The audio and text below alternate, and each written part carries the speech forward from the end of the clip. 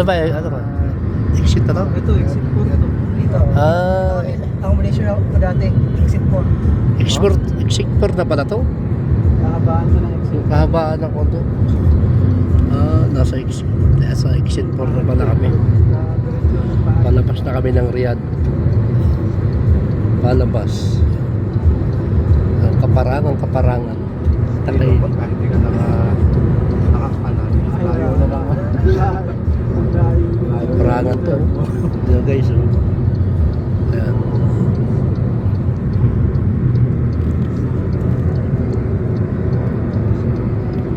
Wala masyadong traffic. Kaya masarap biyahe.